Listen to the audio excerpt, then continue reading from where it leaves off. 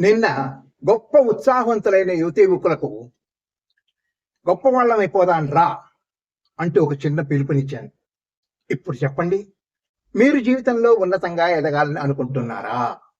కష్టపడి చేస్తే ఏదైనా సాధించగలనని అనుకుంటున్నారా? మీ తల్లిదండ్రులు బ్రతికుండగానే వాళ్ళు గర్వించే స్థాయికి ఎదగాలనుకుంటున్నారా? వాళ్ళ కళ్ళల్లో వెలుగు, ఆనందం చూడాలని అనుకుంటున్నారా? మీ తల్లిదండ్రులే మిమ్మల్ని చూసి గర్వించే స్థాయికి ఎదగాలనుకుంటున్నారా? ఇతరుల గొప్పతనం గురించి మాట్లాడుకోవడం కాదు, మన గురించి ఇతరులు గొప్పగా చెప్పుకునే విధంగా ఎదగాలని అనుకుంటున్నారా? ఇతరుల నుంచి సహాయం ఆశించడం కాదు, మనమే ఇతరులకు సహాయం చేసే స్థాయికి ఎదగాలని అనుకుంటున్నారా? చనిపోయిన తర్వాత కూడా ఈ ప్రపంచం దృష్టిలో బ్రతికుండాలన్న ఆకాంక్ష ఉందా? అయితే ఈ పాఠాలు మీకోసమే. గొప్పవాళ్ళుగా మారితే ఏం వస్తుంది? సమాజంలో మనకొక గుర్తింపు, గౌరవం లభిస్తాయి.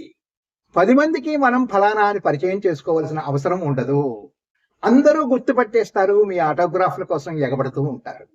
మీ పరిచయం కోసం, మీకు దగ్గరగా ఉండడం కోసం తహతహలాడుతూ ఉంటారు. మీరు కోరుకున్న దానికన్నా అధికంగా డబ్బు సంపాదించవచ్చు. డబ్బు అందించే అన్ని సుఖాలు, సంతోషాలను పొందవచ్చు. రాబోయే రోజుల్లో సమాజంలో మీరొక ప్రముఖమైన వ్యక్తిగా చూడబడతారు.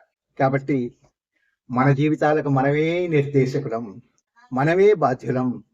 అంటే మన జీవితాలను మనమే తీర్చిదిద్దుకోవాలన్నమాట. Good luck.